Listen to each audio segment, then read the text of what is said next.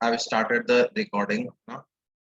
Last class में हम लोग प्रिज्म के बारे में पढ़ रहे थे, ठीक है।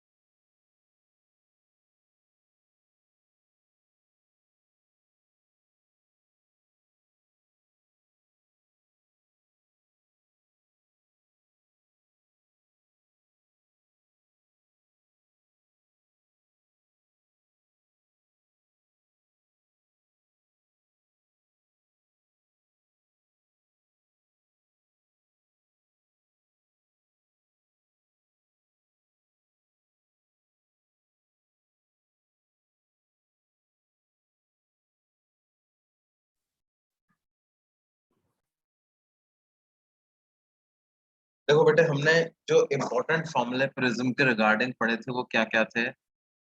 R1 प्लस R2 जो है वो A के बराबर होना चाहिए।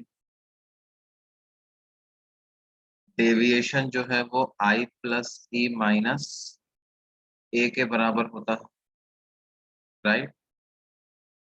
एक बात ये पढ़ी थी, दूसरी बात हमने ये पढ़ी थी प्रिज्म के बारे में।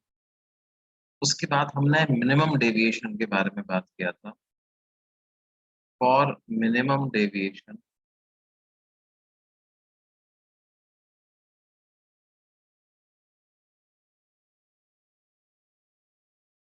क्या होना चाहिए बच्चों?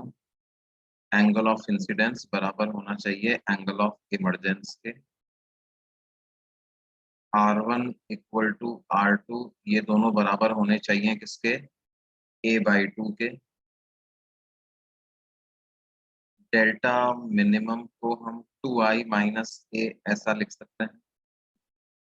और एक और बात हमने पढ़ी थी कि जो रिफ्रैक्टिव इंडेक्स ऑफ प्रिज्म है उसका क्या फॉर्मूला हो जाएगा?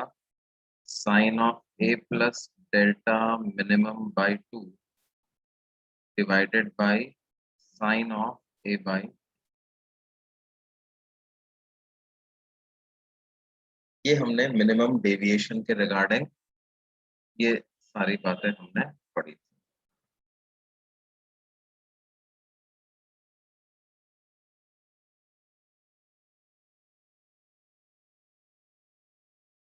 ये सबको याद है ना?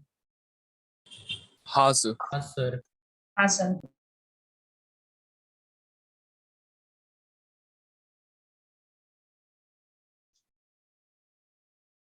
एक चीज और अपन यहाँ पे समझ लेते हैं विद रिगार्ड्स टू प्रिज्म। वो क्या है, देखो, जब हमने deviation versus angle of incidence का ग्राफ बनाया था,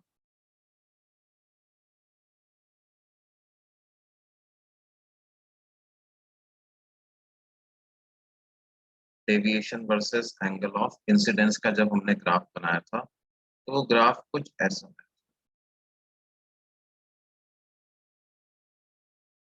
ठीक है। और हमने कहा था भाई मैक्सिमम कितने एंगल पे हम प्रिज्म को लाइट इंसिडेंट कर सकते हैं? 90 डिग्री, है ना। जैसे अगर मेरे पास ये प्रिज्म है और ये इस सरफेस पर मैंने नॉर्मल लाइन ड्रॉ करी, तो जब लाइट को मैं इंसिडेंट करूंगा तो what can be my maximum angle of incidence? Maximum angle of incidence can only be what? 90 degree, like this, है ना। इससे ज्यादा एंगल पे तो मैं इंसिडेंट कर ही नहीं सकता।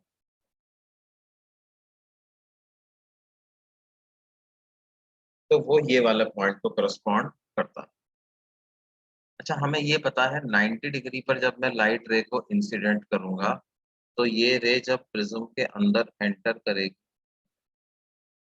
तो सी एंगल पे एंटर करेगी।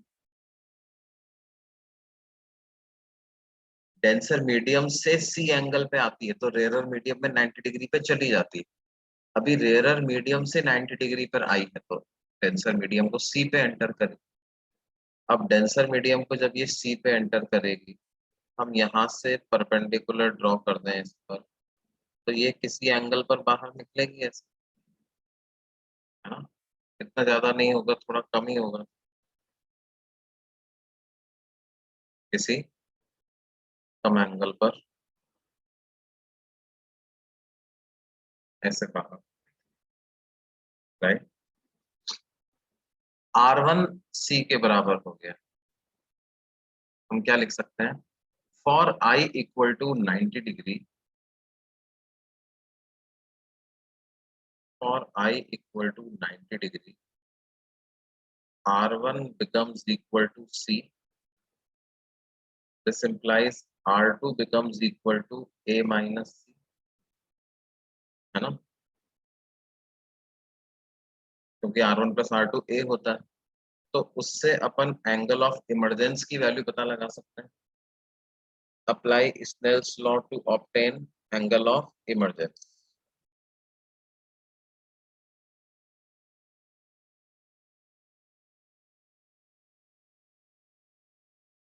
कैसे, n into sine of A minus C is equal to 1 into sine E। तो E की वैल्यू आ जाएगी sine inverse of n sine A minus, ये E की इतनी वैल्यू आ जाएगी।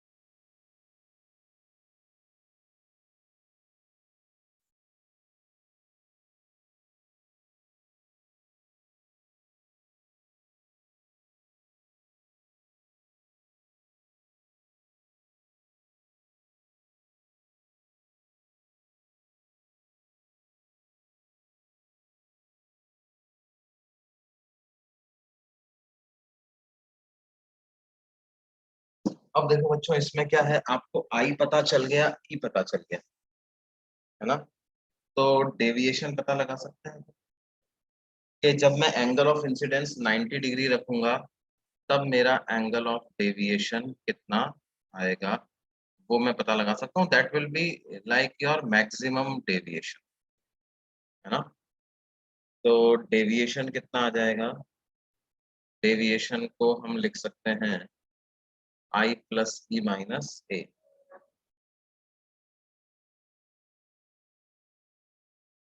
आई को 90 डिग्री पुट कर दो, ई को ये वाली वैल्यू पुट कर दो, ए तो जो ए है ही सही। इससे इस प्रकार से मतलब मैक्सिमम डेविएशन भी हम कैलकुलेट कर सकते हैं। अच्छा, ये वाला कौन सा एंगल होगा भाई, व्हाट इज दिस एंगल। देखो ध्यान दो, जैसे जैसे आप एंगल ऑफ इंसिडेंस को कम करते जाओगे ना, as angle of incidence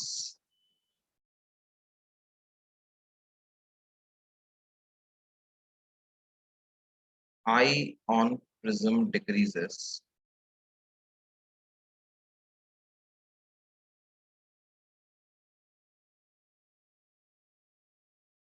implies R1 also decreases.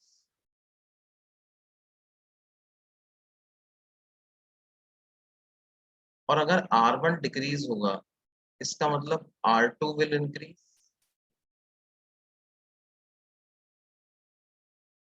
ध्यान दो R2 कौन सा एंगल होता है बेटे? R2 एंगल होता है जो प्रिज्म के अंदर रे बना रही होती है, डेंसर मीडियम में जो रे एंगल बना रही होती है वो होता है R2। ये यहाँ पर अगर हमने नॉर्मल लाइन ड्रॉ करी है तो ये वाला एंगल होता है R2, राइट? ये R2, ये बढ़ता जा रहा है। अब R2 बढ़ता जाएगा तो क्या होगा? डेंसर से रेयर मीडियम में रे जा रही है तो PIR के चांसेस बढ़ते जाएंगे। एज R2 इंक्रीजेस,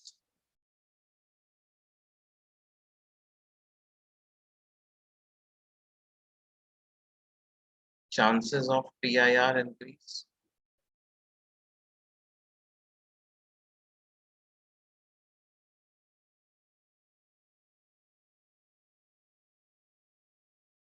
कहने का मतलब है कि अगर मान लो R2 बराबर हो गया C के बराबर, किसी एक एंगल पे मैंने लाइट रे को इंसिडेंट ऐसे किया कि R2 C के बराबर हो गया, तो उस केस में क्या होगा?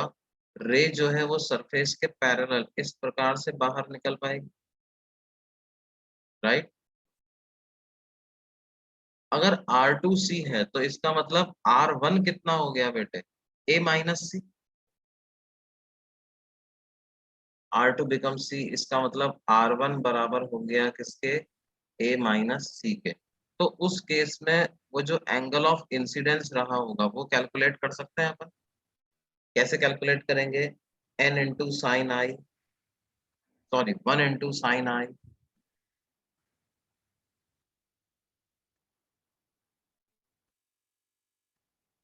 Equal to n into sine R1। R1 को लिख दिया A माइनस C, तो वो I की क्या वैल्यू आ गई बच्चों? Sine inverse n sine A minus. अब समझना, ये वाला I जो हमने इधर कैलकुलेट किया और ये वाला E जो अपन ने यहाँ कैलकुलेट किया, देखो इन दोनों की वैल्यू सेम आ रही है कि नहीं आ रही?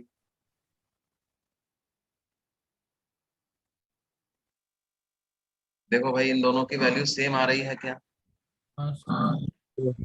Yes. इन दोनों की वैल्यू सेम आ रही है।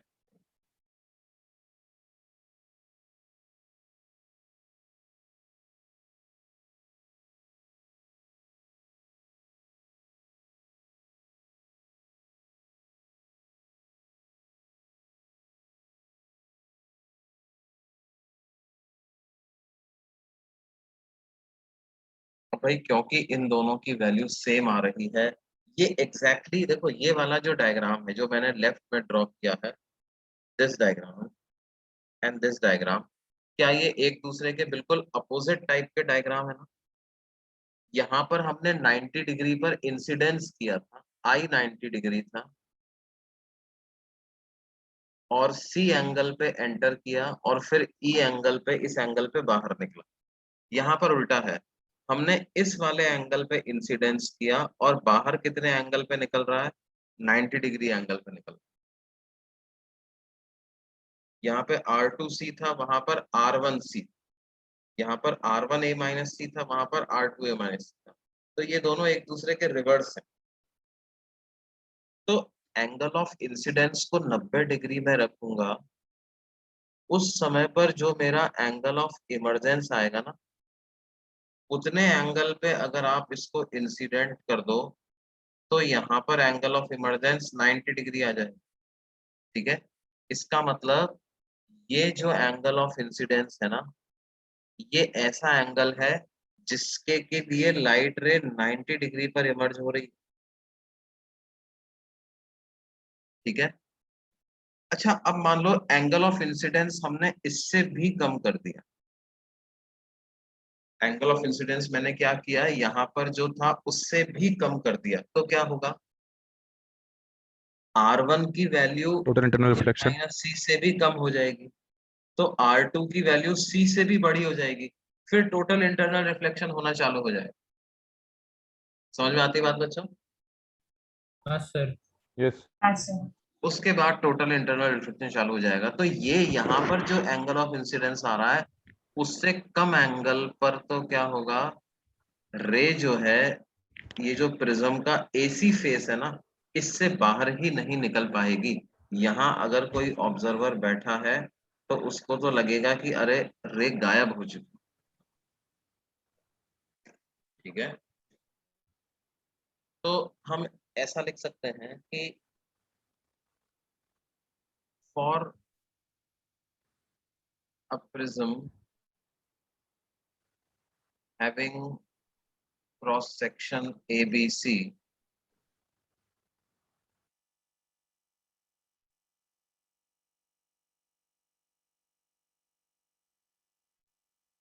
there exists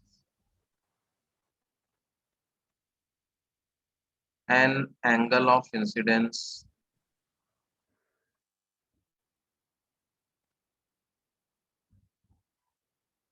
I on the face AB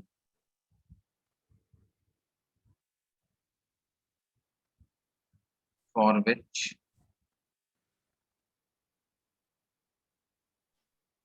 refraction for which ray emerges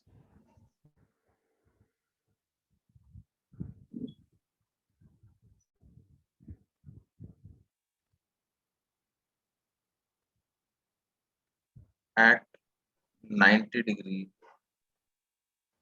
from the face,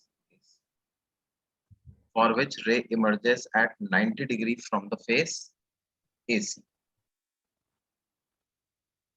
For a prism having cross section ABC, there exists an angle of incidence I on the face AB for which ray emerges at 90 degree on the face AC, from the face AC.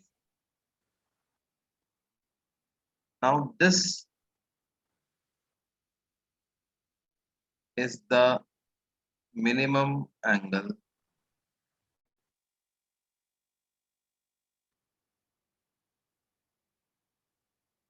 of incidence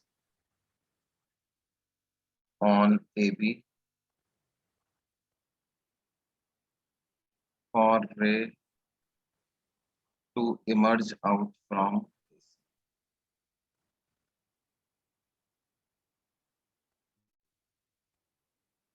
If angle of incidence is further decreased,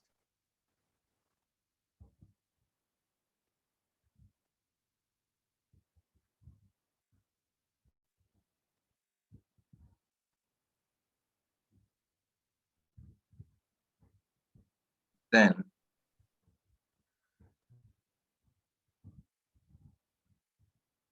emergence from AC, then total internal reflection from AC takes place. Total internal reflection from AC takes place.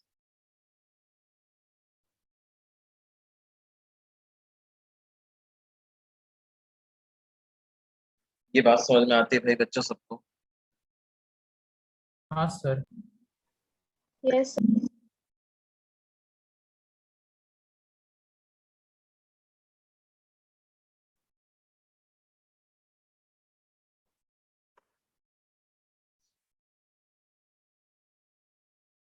देखो जैसे अपन कुछ इसमें questions करते हैं।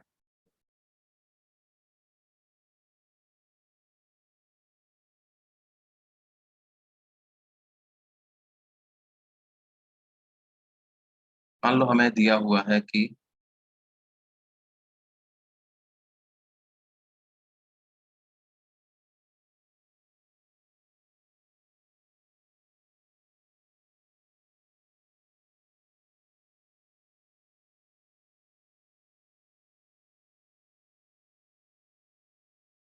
ABC is a prism.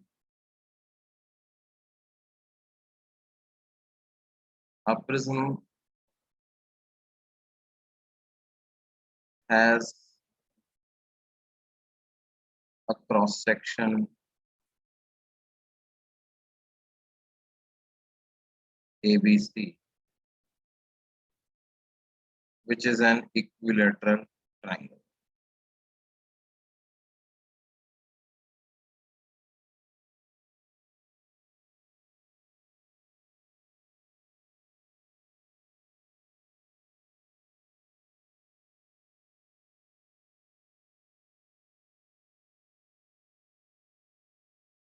If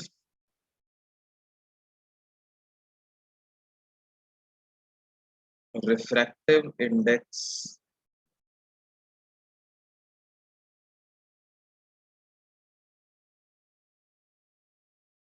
of prism is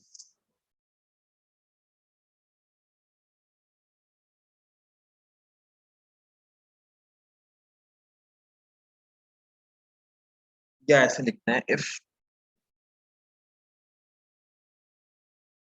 minimum deviation, minimum possible deviation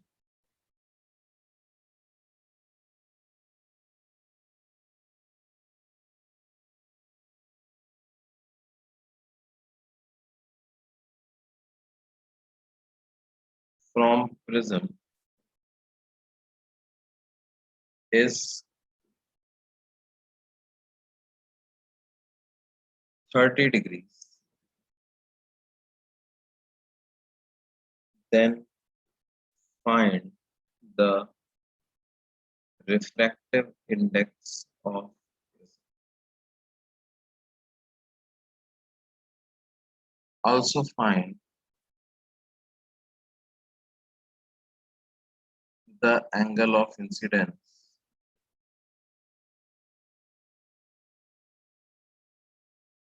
on the prism for which deviation due to prism is minimum.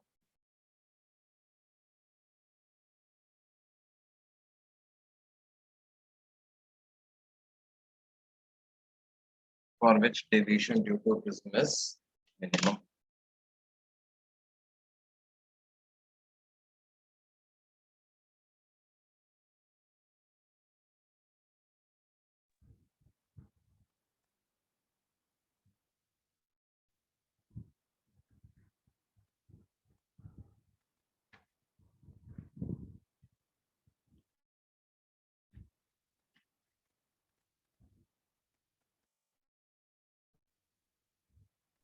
Sir वो आपने last line में क्या लिखा था?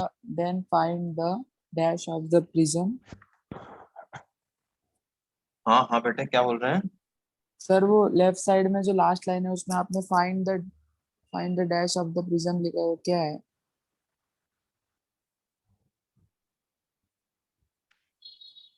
Find the refractive index RI. Okay sir. Sir Refractive √2। √2 आया बेटे? हाँ बिल्कुल सही यस आया, सर। बिल्कुल सही है। आंसर एंगल ऑफ कौन सा इंसिडेंस फॉर्मूला यूज 45। किया बेटे? n is equal to sin of a plus delta minimum delta by minimum by 2 2 divided by upon sine A by 2। sin a by, तो ये कितना हो जाएगा? sin of a, equilateral triangle दिया हुआ है तो a का वैल्यू 60 डिग्री रख देंगे, डेल्टा मिनिमम 30 डिग्री दिया हुआ है तो इसका वैल्यू 30 डिग्री रख दो, divided by 2 divided by sine of a by 2, तो 60 प्लस 30 90, 90 बाय 2 इज 45 डिग्री, तो sine 45 degree divided by sine 30, तो ये आ जाएगा 1/√2 डिवाइडेड बाय 1/2, मतलब √2। रिफ्रैक्टिव इंडेक्स की क्या वैल्यू आ गई बच्चों? √2। ये बात समझ में आ रही है?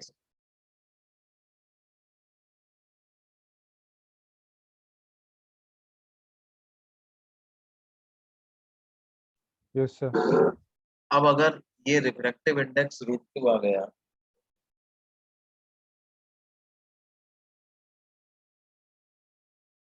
अगले पार्ट में हमको क्या पूछा है? Corresponding angle of incidence. तो या तो हम देखो डेल्टा मिनिमम के लिए सीधे फॉर्मूला लगा दें, कितना होता है? 2i माइनस ए। तो i क्या हो जाएगा? Delta minimum plus A divide by 2। Now what is delta minimum? Delta minimum 30 degree दिया हुआ है, ए इज 60 डिग्री, डिवाइड बाय 2 कर दें, कितना आ जाएगा बेटे? 45 degree.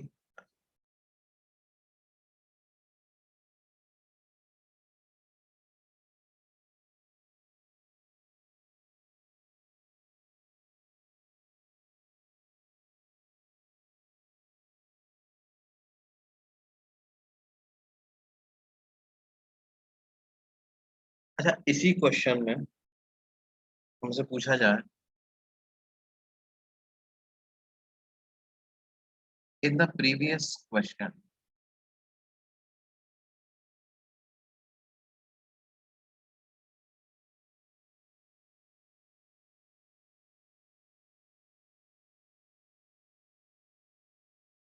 find the maximum value of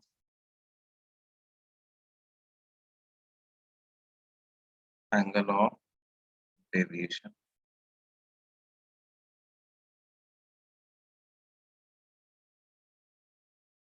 Also find the angle of incidence. Also find the minimum possible value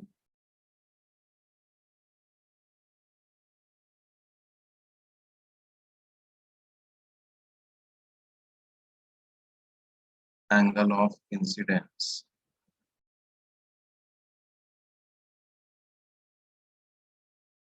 on AB for which emergence is possible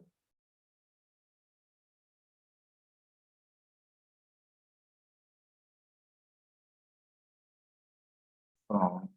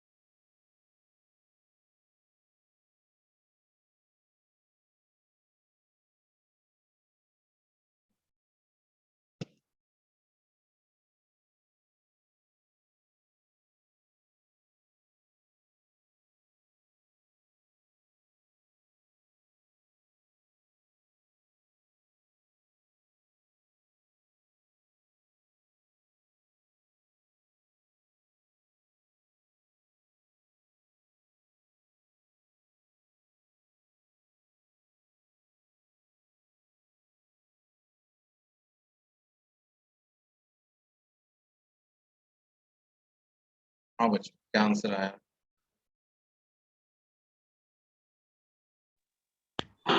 Sine inverse root 2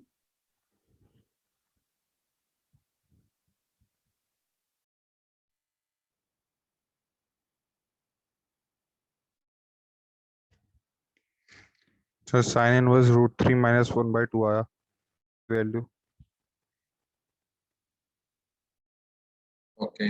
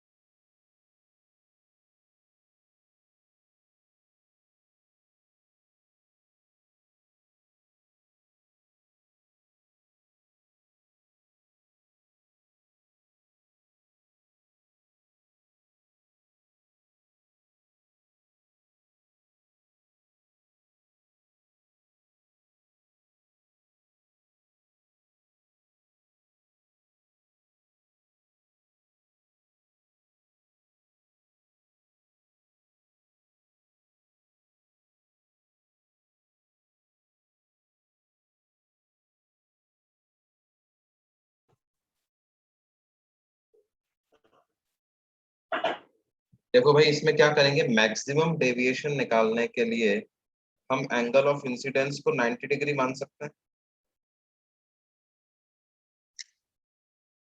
है ना। Maximum deviation निकालने के लिए एंगल ऑफ इंसिडेंस को आप मान सकते हो कितना है, 90 डिग्री। तो रे को हम इस प्रकार से इंसिडेंट हो रही है ऐसा मान लेते हैं,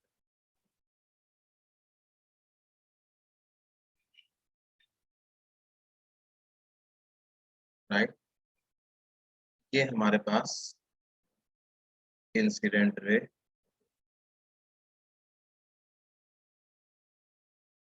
तो रिफ्रैक्ट कितने एंगल पे होगी वो पता लग जाएगा।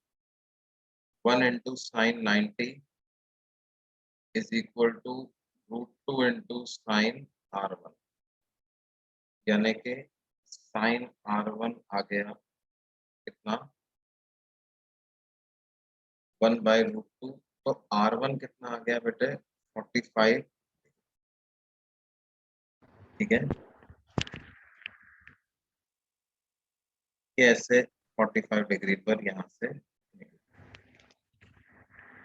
अच्छा R1 plus R2 is equal to A,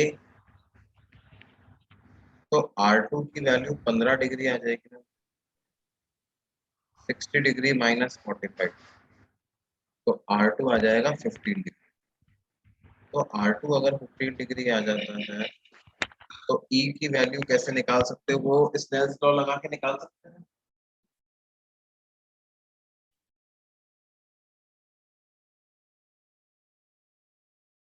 Yes sir.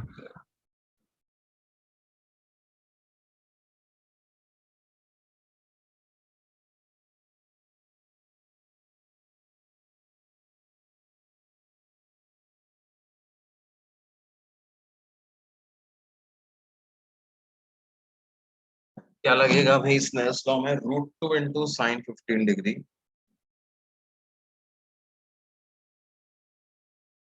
Is equal to 1 into sine E. तो साइन 15 डिग्री को लिख देंगे √3 माइनस 1/2 √2 इक्वल टू साइन, √2 से √2 कैंसिल हो जाएगा, तो ई का क्या वैल्यू आ जाएगा बेटे, साइन इनवर्स ऑफ √3 माइनस 1/,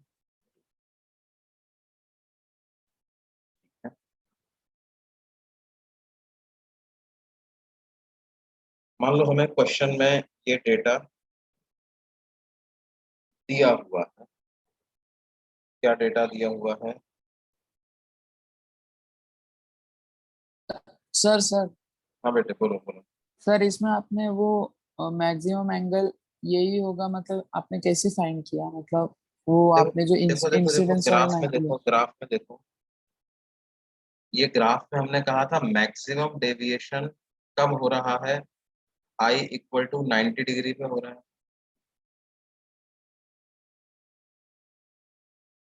देखो मिनिमम डेविएशन अचीव होने के बाद क्या होता है, ग्राफ बढ़ता ही जाता है। मतलब जैसे जैसे एंगल ऑफ इंसिडेंस बढ़ रहा है, एंगल ऑफ डेविएशन भी बढ़ रहा है। एंगल ऑफ इंसिडेंस मैक्सिमम कितना लग सकता है?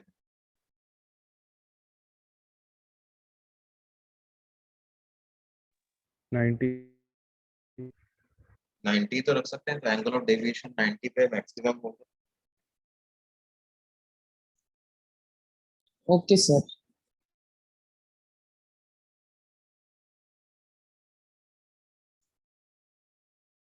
आई बस समझ में बेटे। तो इसको जब अपन कैलकुलेट करेंगे तो ये मेरे पास कितना आ रहा है बेटे, 1.732 माइनस 1, तो 0.732 बाई 2 ऐसा आ जाता है। तो इसको लिख देंगे 0.366। ठीक है बेटा। तो ये एंगल ना, ये एंगल लगभग 40 डिग्री के बराबर ये एंगल आएगा।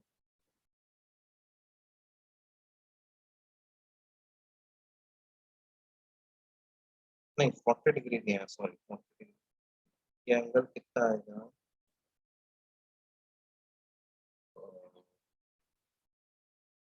0.36 की वैल्यू है।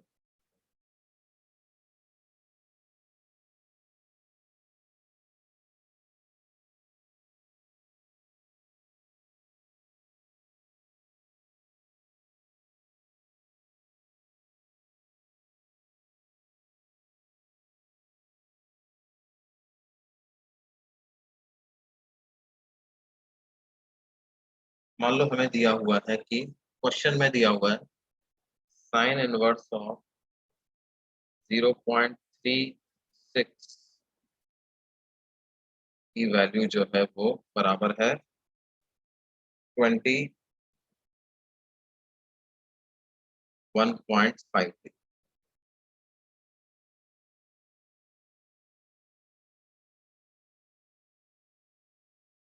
ठीक है।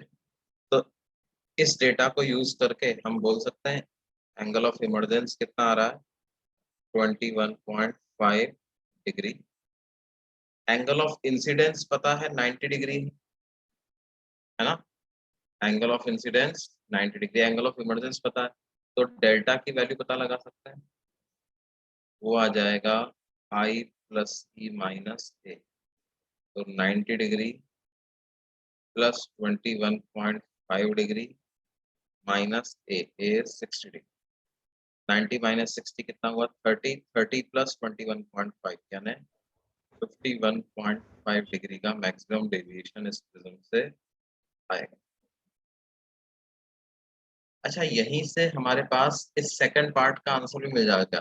कौन सा, also find the angle of incidence for which, also find the minimum value of angle of incidence for which emergence is possible। तो यही जो एंगल आया 21.5 डिग्री, यही मिनिमम एंगल है ना। I minimum is equal to 21.5 degree.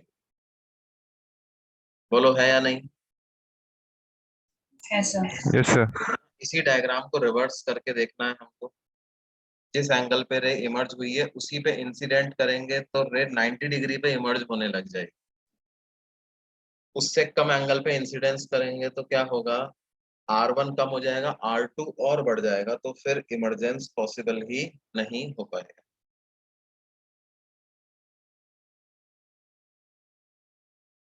AC से emergence नहीं हो पाएगा, फिर टोटल इंटरनली रिफ्लेक्ट होकर ये बाद में इमरजेंस हो जाए वो अलग बात। ठीक है, देखो जैसे एक, सर हाँ बेटे बोलो। सर डेविएशन मैक्सिमम तब भी आएगा ना जब आई मिनिमम हो और ई 90 डिग्री हो। ई 90 डिग्री को, हाँ, या ऐसा ही बोल सकते हो आई 90 डिग्री। दोनों ही केसेस में। दोनों ही केसेस में देखो, दोनों दोनों में आई और ई की वैल्यूज इंटरचेंज होगी ना, आई की जगह ई आ गया, ई की जगह आई आ गया। तो डेविएशन निकालते समय क्या फॉर्मूला होता है, I plus E minus A. I has been replaced by E, E has been replaced by I. तो आंसर अपना डेविएशन का सेम आएगा दोनों के, ओके सर। है ना। वो ग्राफ से भी अपने को यही पता लगता है। देखो मैं 2 पेज पीछे जाकर के ग्राफ बताता हूँ तुमको। लुक एट दिस ग्राफ, ये ये दोनों डेविएशन सेम आ रहे हैं ना। Look at these two deviation, ये वाला और ये वाला जो मैंने ब्लू कलर में बनाया, आ रहे हैं कि नहीं आ रहे, आ रहा है सर। है ना। ये वाला डेविएशन कब मिला है, I इक्वल टू 90 डिग्री। ये वाला डेविएशन जो पीछे वाला है ये कब मिला है, जब I मिनिमम हो गया, जब E 90 डिग्री, राइट।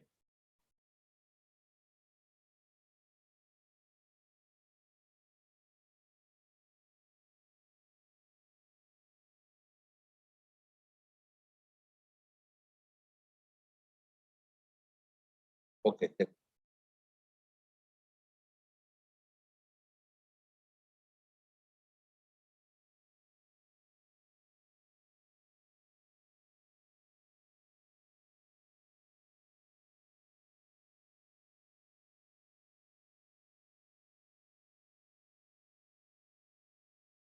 देखो हमें एक प्रिज्म दिया हुआ है ABC, जिसका अपेक्स एंगल है कितना बच्चों, 90 डिग्री।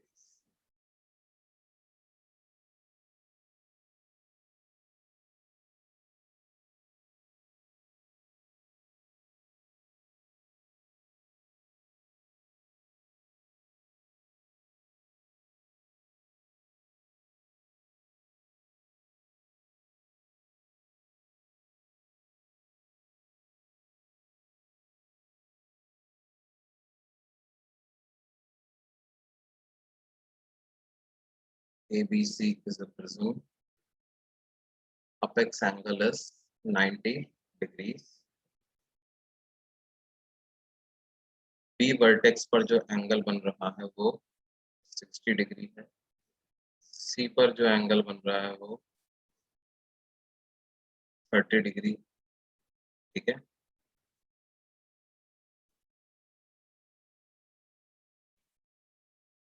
और इसका जो रिफ्रैक्टिव इंडेक्स है प्रिज्म का वो √2 दिया हुआ है। Refractive index is √2।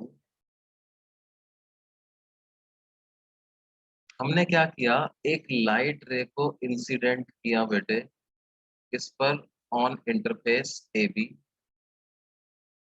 एट कितना एंगल, at angle 45 degree with the normal,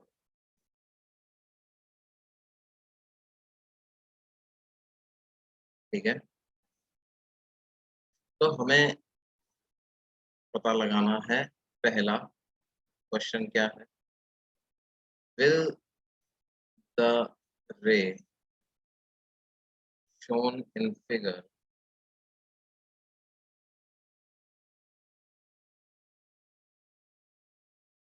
be able to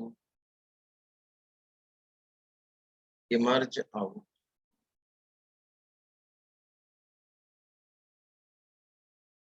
from AC।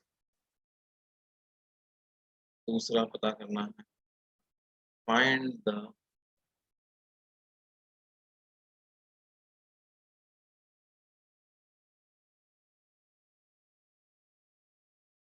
angle of deviation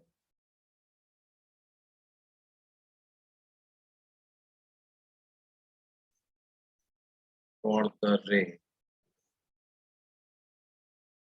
shown।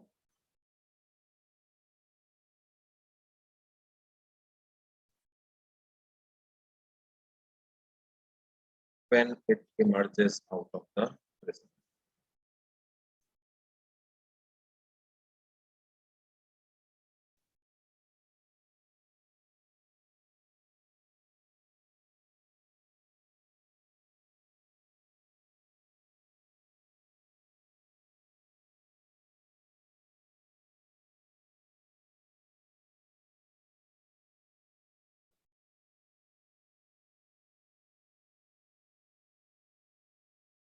तो देखो बेटे क्या होगा, ट्राई करो इसको एक बार।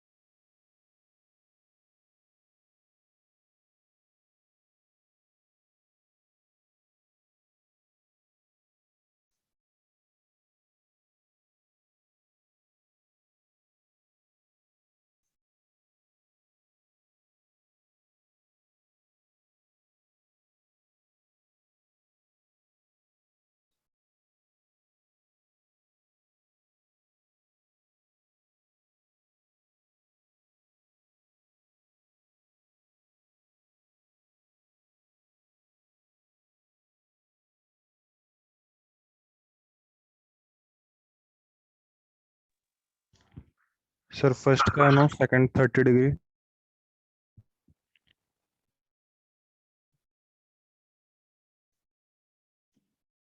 देखो पहले ही Snell's law at A B लगाए,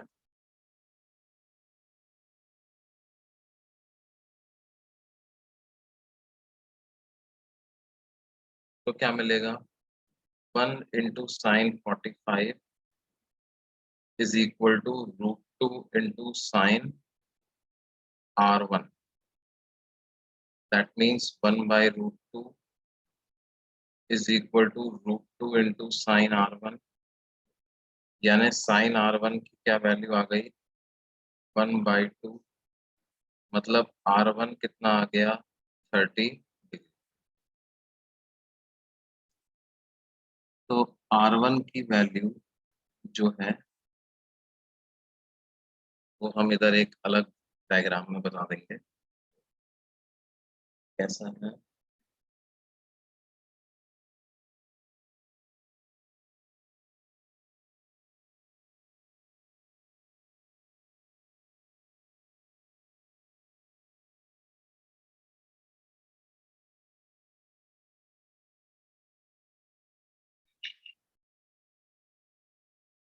ये 90 डिग्री है, ये 60 डिग्री है, और हमने कितने एंगल पे इंसिडेंस किया था बच्चों, 45 डिग्री पे इंसिडेंस किया था। तो जो R1 मुझे मिल रहा है वो 30 डिग्री के बराबर।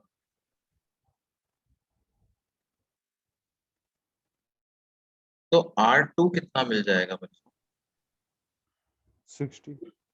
60 डिग्री।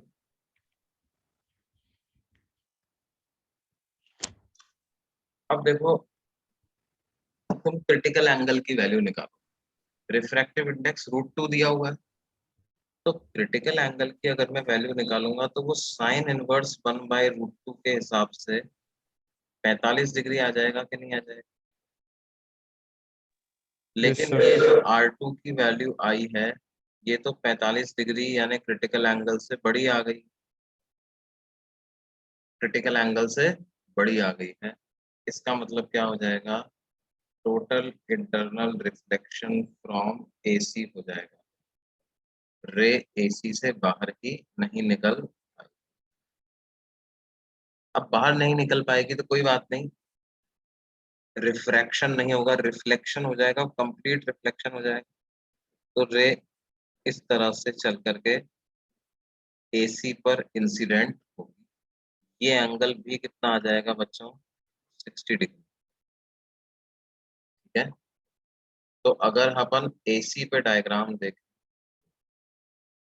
तो वो कुछ ऐसा आ जाए,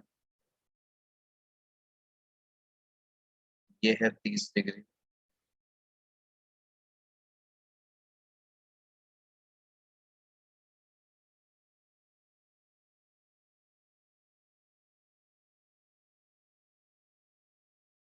सर वो सी के वहां से वापस बता सकते हैं।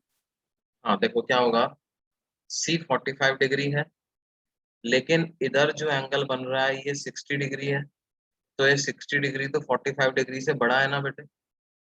इसका मतलब क्या होगा, यहाँ से टोटल इंटरनल रिफ्लेक्शन होगा,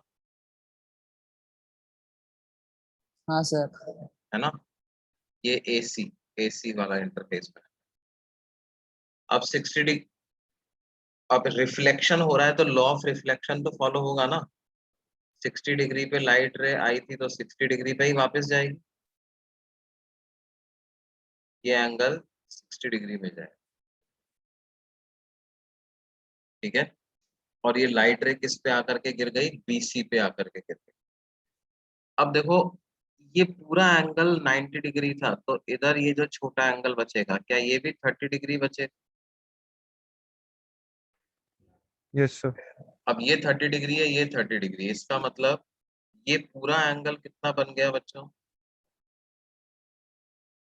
120 डिग्री, 180 माइनस 60, क्योंकि ट्राइंगल के एंगल का सम 180 डिग्री होना चाहिए, तो ये जो बड़ा एंगल है ये 120 डिग्री बच जाए। ये वाला है, right? This entire angle will be 120 degree. अब यहाँ पर नॉर्मल ड्रॉ करते हैं। यहाँ पर नॉर्मल ड्रॉ करोगे तो 120 में से 90 डिग्री सब्ट्रैक्ट कर दें तो ये वाला एंगल मिल जाएगा अपने। This angle will be 60। इसी एंगल को मैं एंगल ऑफ इंसिडेंस कहूंगा। Sir, 30. हाँ sorry, this angle will be 30 degree. 120 में से 90 गया तो कितना बचा? 30 डिग्री। ये जो नॉर्मल के साथ इस रे का एंगल बन रहा है वो कितना आ जाएगा? 30। अब ये एंगल अगर 30 डिग्री है तो ये रे बाहर कितने एंगल पे निकलेगी? 45. ये रे बाहर अब निकल जाएगी 45 डिग्री। क्यों? क्योंकि यहाँ पर 45 डिग्री पर एंटर की थी तो 30 पर इंसिडेंट हुआ, तो 30 पे रिफ्लेक्ट हुआ। आप चाहो तो यहाँ पर दोबारा स्नेल्स लॉ लगा दो। कैसे? √2 into sine 30, √2 into sine 30 equal to 1 into sine E. तो क्या आ जाएगा? √2 into 1/2 equal to sine E, यानी कि ई की वैल्यू 45 डिग्री आ जाएगी। ई की वैल्यू 45 डिग्री। अब देखो टोटल डेविएशन निकाल सकते हो क्या, कितना होगा?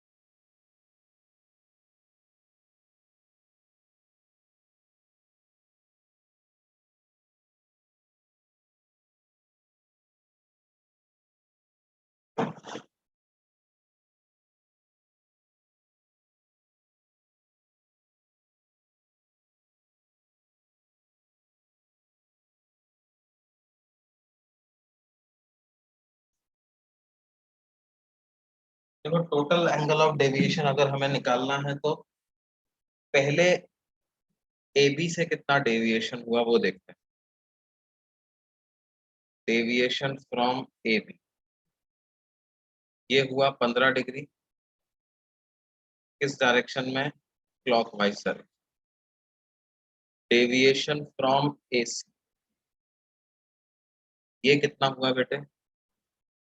AC से अगर आप डेविएशन देखोगे तो यहाँ पे रिफ्लेक्शन हुआ है ना? तो जो डेविएशन फ्रॉम मिरर वाला फॉर्मूला वो लगेगा 180 minus 2i। Angle of incidence इतना था 60 डिग्री, तो ये फिर से 60 डिग्री और फिर से क्लॉकवाइज डायरेक्शन में आ जाएगा। अब BC से अगर डेविएशन देखेंगे तो BC से डेविएशन फिर से 15 डिग्री का हो रहा है, 45 डिग्री माइनस 30 डिग्री, लेकिन ये एंटी क्लॉकवाइज डायरेक्शन में हो रहा है ना? देखो रे ऐसे जाने वाली थी, लेकिन ऐसे जाने की जगह उधर चली गई, तो डेविएशन एंटी क्लॉकवाइज में। तो ये 15 डिग्री का क्लॉकवाइज और 15 डिग्री का एंटी क्लॉकवाइज ये तो एक दूसरे को कैंसिल कर देंगे। इसका मतलब टोटल डेविएशन को कितना लिखेंगे बच्चों? Total deviation will just be 60 degree clockwise.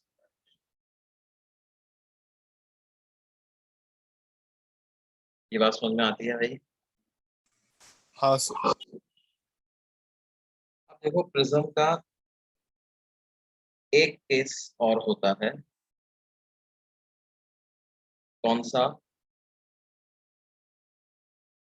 जबकि एक स्मॉल एंगल प्रिज्म यूज किया जाता है इसके लिए, रिफ्रैक्शन करवाने के लिए। जैसे देखो हम लिखते हैं deviation due to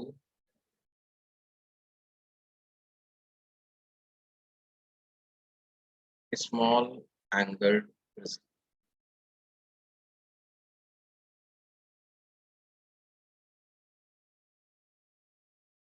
deviation due to small angled.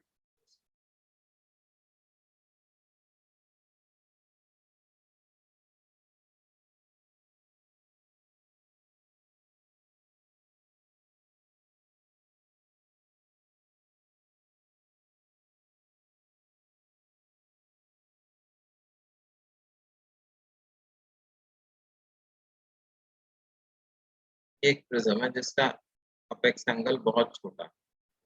बहुत छोटे से मेरा मतलब क्या है? Less than 10 degree, 5 degree, 4 degree, 2 degree, 1 degree, इस तरह।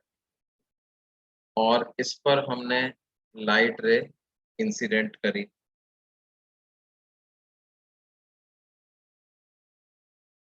कैसे इंसिडेंट करी है भाई? Normally incident. We are considering कैसी? Near normal incident.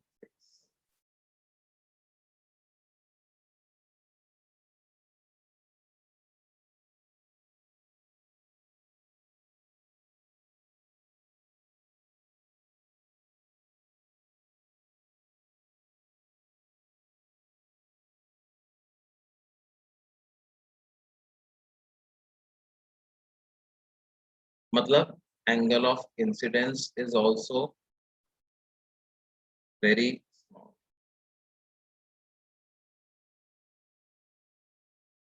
तो हम क्या करें? Apply Snell's law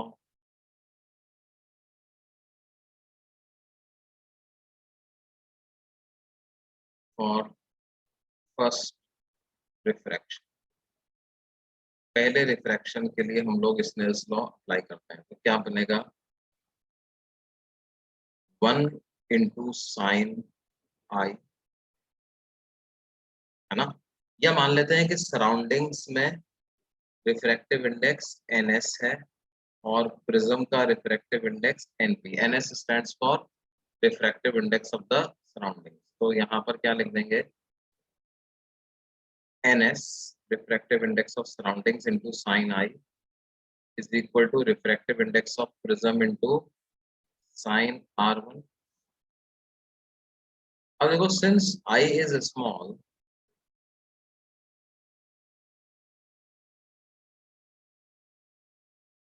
R1 will also be small.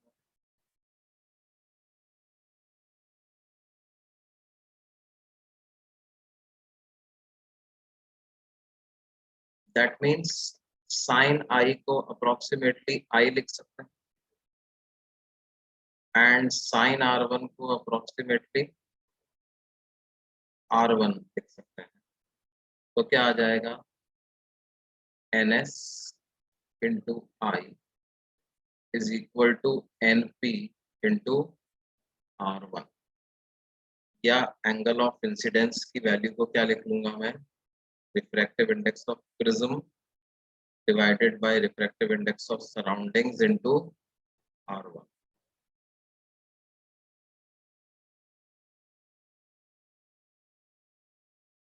ठीक है। उसके बाद apply Snell's law at second surface.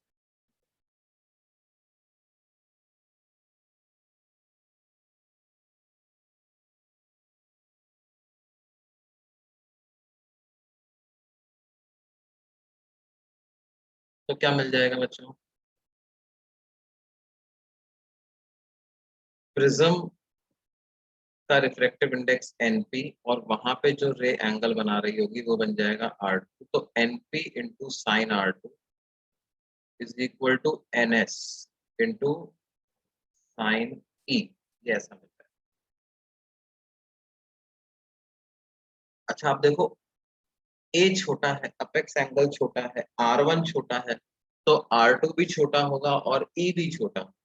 तो हम क्या लिख सकते हैं, NP into R2 is equal to NS multiplied by E।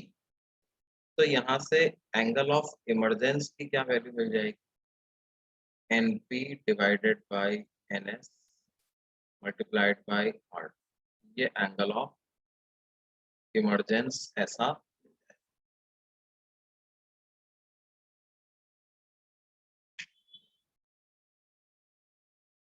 This will be the angle of emergence. अब ये एंगल ऑफ इमरजेंस क्यों निकाला भाई हमने, क्योंकि मेरे को तो डेल्टा निकालना था। डेल्टा का फॉर्मूला होता है I प्लस E माइनस के। अब इसमें I और E की जो वैल्यूज मैंने यहाँ पे कैलकुलेट करके रखी हुई हैं वो मैं पुट कर देता हूँ। I की जगह पुट कर देता हूँ NP upon NS multiplied by R1। E की जगह पुट कर देता हूँ NP upon NS multiplied by R2 और उसमें से A सब्ट्रैक्ट कर। पहली दो टर्म्स में से NP बाई NS कॉमन ले लो आप, तो बचेगा R1 plus R2 minus A। R1 plus R2 को A लिख सकते हैं, तो ये हो जाएगा NP by NS into A minus A। ऐसा डेविएशन या ये किसके बराबर हो जाएगा, NP upon NS minus 1 into A। ये फॉर्मूले के रूप में याद रखना है भाई हमको। एक स्मॉल एंगल्ड प्रिज्म द्वारा जो एंगल ऑफ डेविएशन होगा वो कितना होगा, NP by NS minus 1 into A।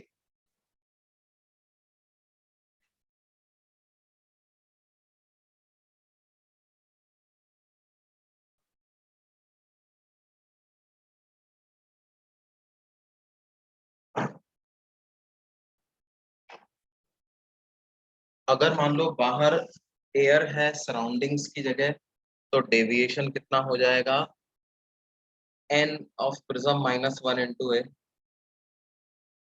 For prism in air.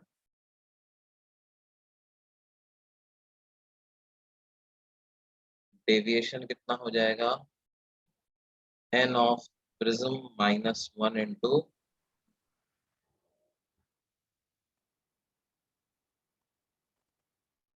ये बात समझ में आती है भाई सबको? Yes, sir. Yes sir. Okay, now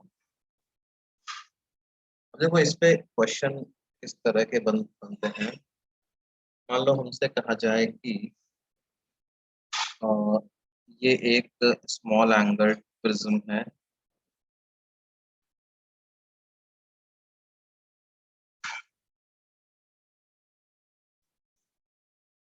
जिसका अपेक्स एंगल है 2 डिग्री के। इस पर मैंने क्या किया, a light ray is incident on this prism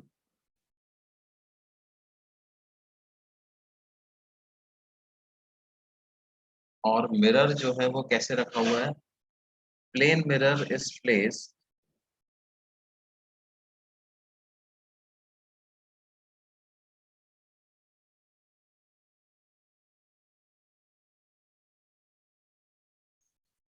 perpendicular to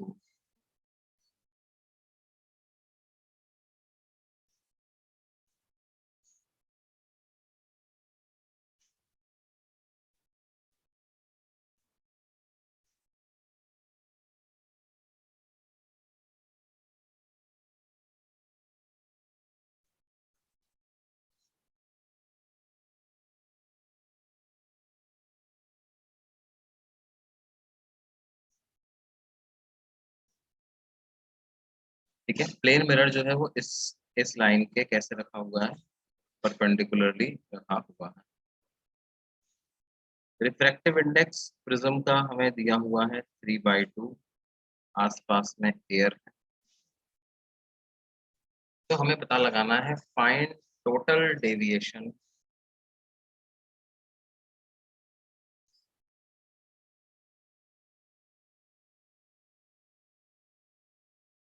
due to prism and the mirror.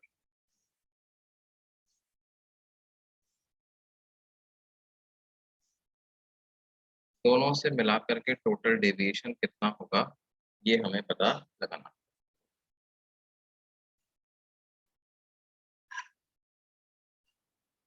तो देखो बेटे, डेविएशन ड्यू टू प्रिज्म को तो हम लिख दें कितना, n of prism minus 1 into a, तो वो हो जाएगा 3/2 minus 1 into 2 degree, that is 1 degree. 1 degree का डेविएशन ये प्रिज्म कर देगा, मतलब ये जो इंसिडेंट रे प्रिज्म नहीं होता तो सीधी निकल जाती, उसकी तुलना में अब क्या होगा, 1 डिग्री एंगल से डेविएट, तो ये जो एंगल मिलेगा यहाँ पर वो कितना हो जाएगा, दैट विल बी 1 डिग्री।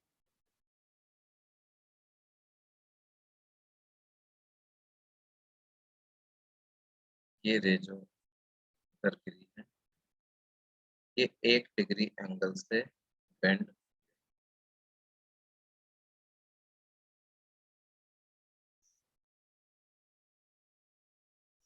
अब यहाँ पर क्या है, प्लेन मिरर रखा हुआ,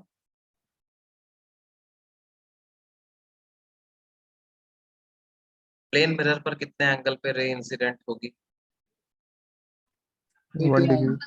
1 डिग्री पर ही इंसिडेंट हो जाएगी, है ना बेटा, Yes. क्योंकि प्लेन मिरर इस लाइट रे के परपेंडिकुलर था, तो जो प्लेन मिरर पे नॉर्मल ड्रॉ करेंगे और ओरिजिनल इंसिडेंट रे की डायरेक्शन एक दूसरे के पैरेलल होंगे, ये एंगल भी आ जाएगा 1 डिग्री।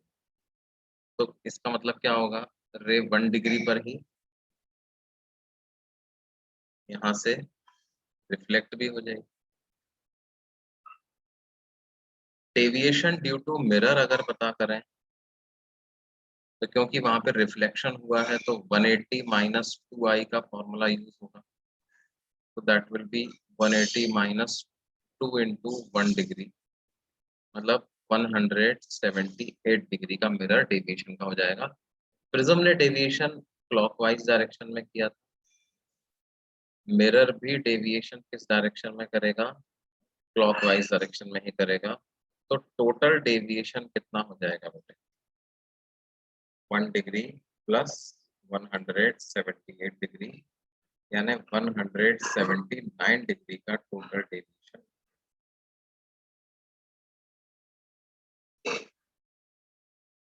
ये बात समझ में आती है भाई? हाँ सर। हाँ सर। मान लो इसी में हमको आगे पूछ लिया जाए, ये अगले पेज पे चले हम, या इसको तो और देखना चाहते हो तो Yes, देखना sir. चाहते हो, let's move on to next page. इसी क्वेश्चन में हमसे ये पूछ लिया जाए कि हमने क्या किया, ये जो मिरर है हमारा, इसको एंटी क्लॉकवाइज डायरेक्शन में रोटेट कर दिया बाय 1 डिग्री एंगल, ठीक है। क्या क्वेश्चन लिख रहा हूं, if the plane mirror is rotated bye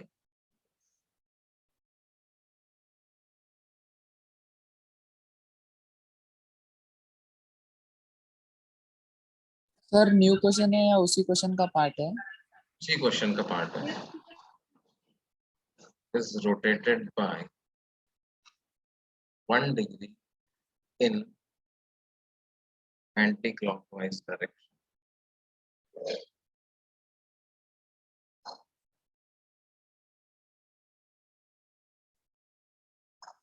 या इसको ऐसे लिख लो, the plane mirror of the previous problem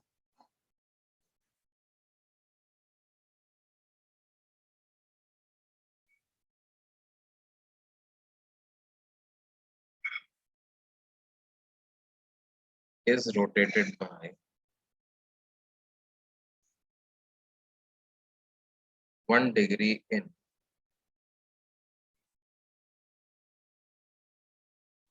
anti-clockwise direction then find the total deviation suffered by the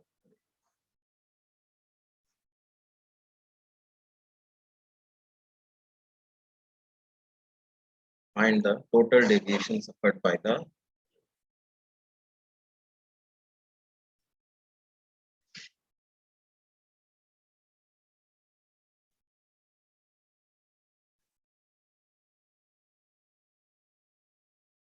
देखो भाई कितना है,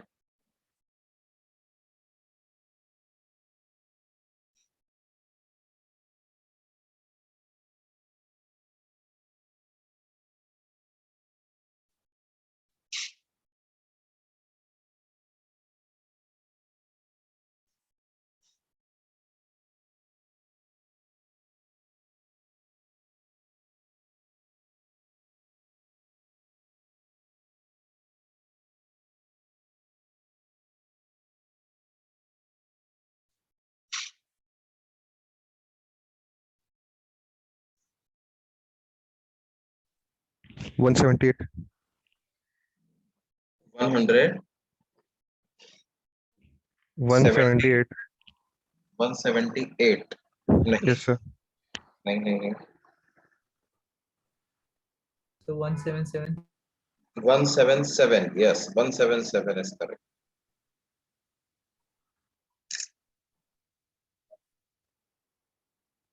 कितना आएगा बच्चों 170।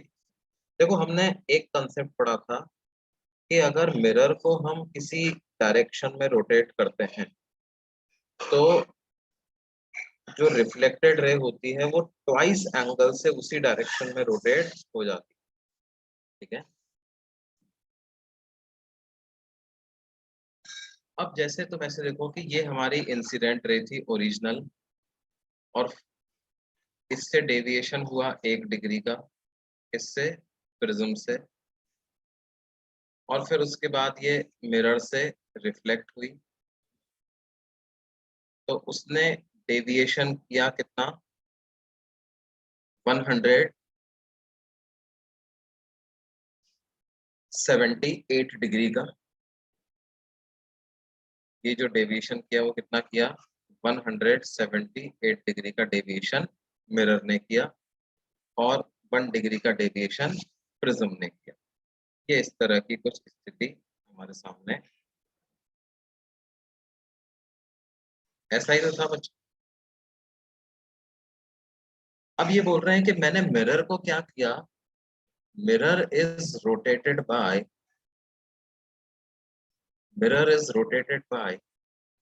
कितना बच्चों 1 डिग्री 1 इन degree. एंटी क्लॉकवाइज ऐसा रोटेट कर दिया, ठीक है। तो ये जो मेरी रिफ्लेक्टेड रे है ये 2 डिग्री एंगल से एंटी क्लॉकवाइज डायरेक्शन में रोटेट हो जाएगी।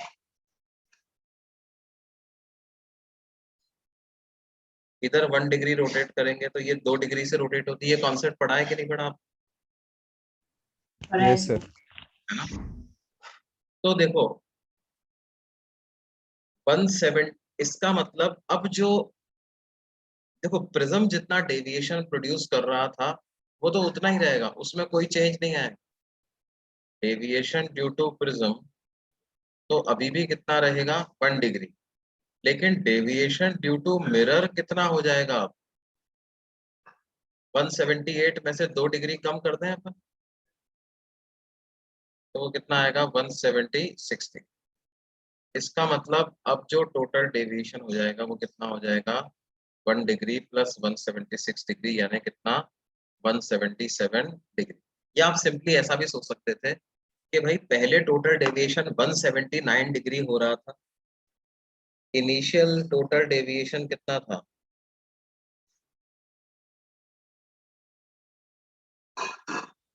was 179 degree in clockwise direction, और अब क्या हुआ रिफ्लेक्टेड रे rotates by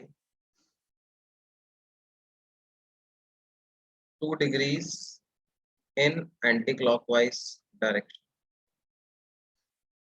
इसका मतलब अब न्यू टोटल डेविएशन क्या हो जाएगा?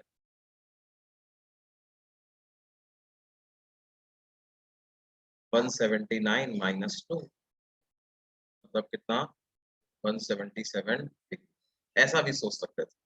ये दो अलग अलग तरीके हैं इसको सोचने। पहले क्या हो रहा था? टोटल डेविएशन 179 डिग्री हो रहा था क्लॉकवाइज डायरेक्शन में। अब आपने क्या किया? फाइनली जो मेरी रे है, इंसिडेंट रे तो वही रही, अब जो फाइनली मेरी रिफ्लेक्ट होकर के रे आ रही है वो 2 डिग्री एंटी क्लॉकवाइज में रोटेट हो गई, तो 2 डिग्री का डेविएशन कम हो गया ना। 179 माइनस 2 मतलब कितना बचा? 177 डिग्री का ये टोटल डेविएशन अभी बचेगा। ये बात समझ में आती है बच्चों? Yes, sir. हाँ सर। Yes sir. ओके। अब देखो प्रिज्म में हमें एक चीज और पढ़नी है कि अगर अपेक्स एंगल ऑफ प्रिज्म बड़ा हो जाए 2 times the critical angle for that prism, then in this case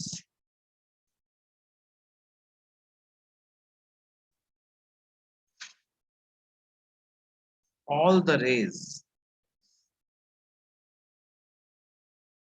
incident on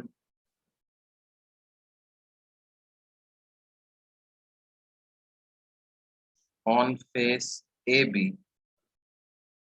will undergo total internal reflection from AC. All the rays incident on face AB will undergo total internal reflection from AC. देखो मैं क्या बोल रहा हूँ कि ये जो apex angle है प्रिज्म का, ये किससे बड़ा हो जाना चाहिए बच्चों? 2 times द क्रिटिकल एंगल से बड़ा हो जाना चाहिए। देखो ध्यान दो कि हमें अगर टोटल इंटरनल रिफ्लेक्शन से बचाना है तो एंगल ऑफ इंसिडेंस को मैक्सिमम रखना चाहिए।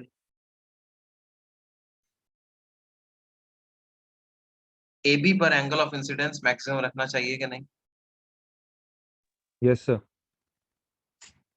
AB पर एंगल ऑफ इंसिडेंस मैक्सिमम रखना चाहिए। AB पर एंगल ऑफ इंसिडेंस मैक्सिमम रखने से क्या फायदा होगा? R1 मैक्सिमम मिलेगा।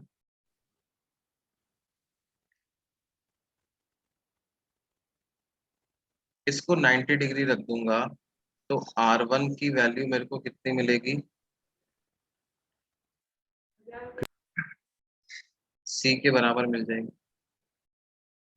Yes.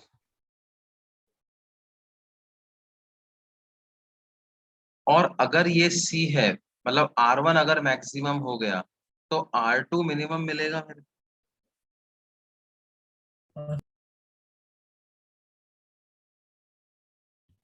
Yes. R2 मिनिमम मिलेगा, तो R2 की क्या वैल्यू हो जाएगी बेटे? A minus C। This is the minimum value of R2।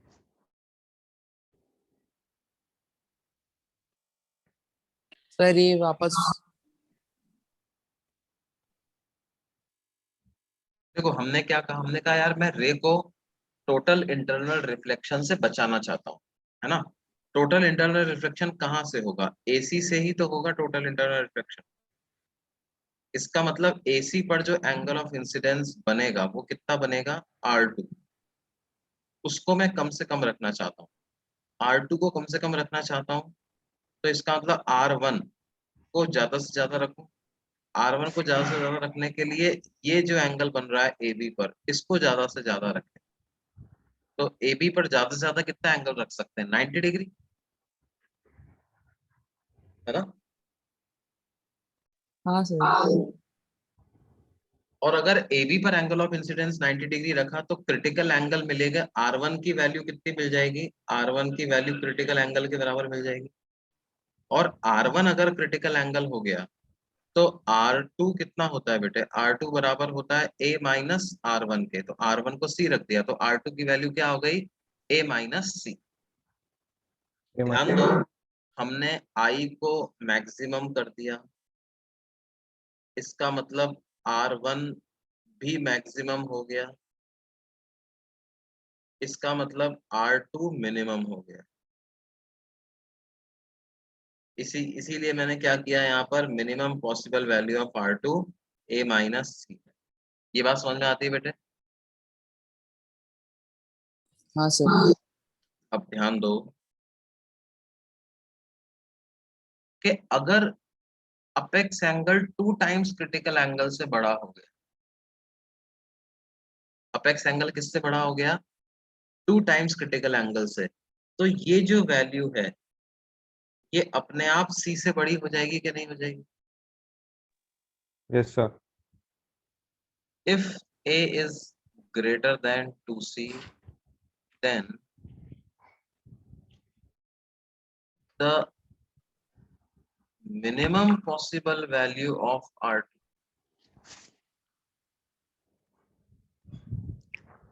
C.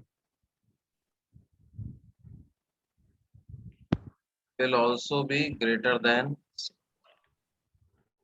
C से भी बड़ी हो जाएगी, है ना। C के बराबर कब होती, जब A एग्जैक्टली 2C के बराबर हो जाता। हम तो कह रहे हैं 2C से भी बड़ा हो गया, तो minimum possible value of R2 भी अगर C से बड़ी हो गई, इसका मतलब T total internal reflection from face AC will definitely take place।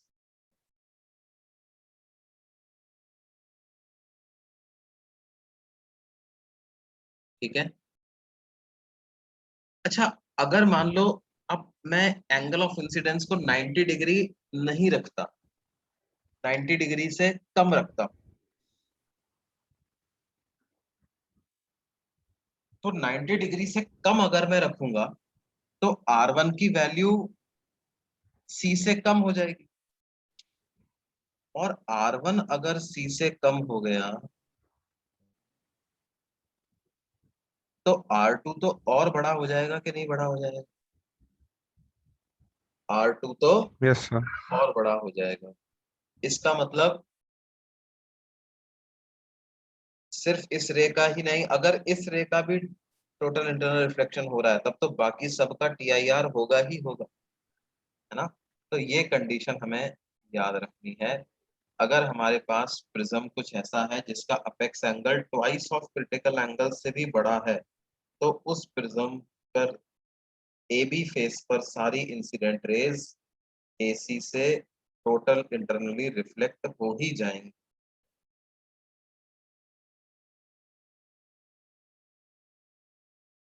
समझ में आती बात बच्चों? Yes. Yes sir. सर ठीक बेटे, तो अभी अपन बाकी अगली क्लास में कंटिन्यू करेंगे। आपका होमवर्क क्या रहेगा, सेक्शन D अब कंप्लीट करना है। एक्सरसाइज 1 पार्ट 1 पार्ट 2 का हमको क्या कंप्लीट करना है, सेक्शन D।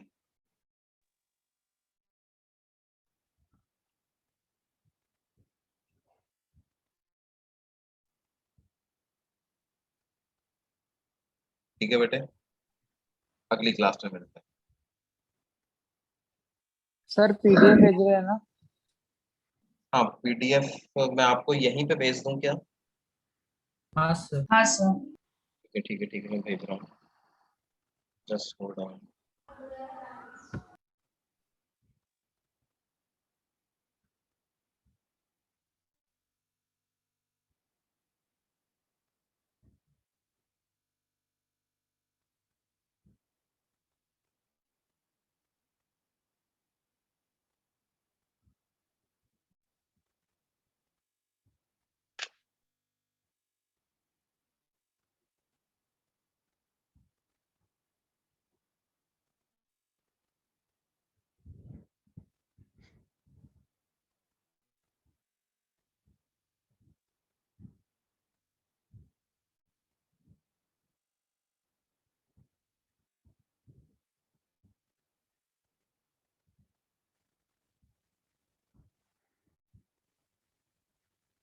हाँ बच्चा, भेज दिया है मैंने।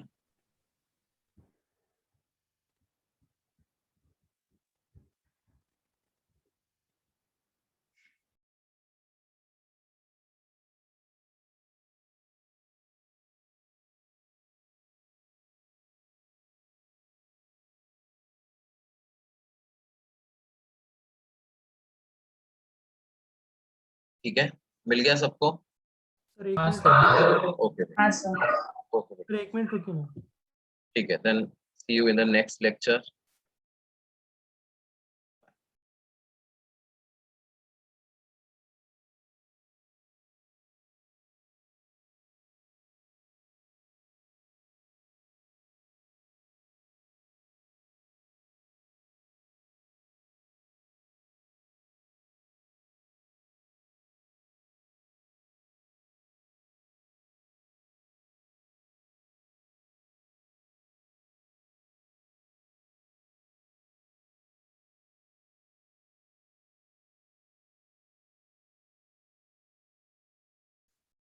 Done sir. हाँ बेटा, ओके बाय। कुछ डाउट है?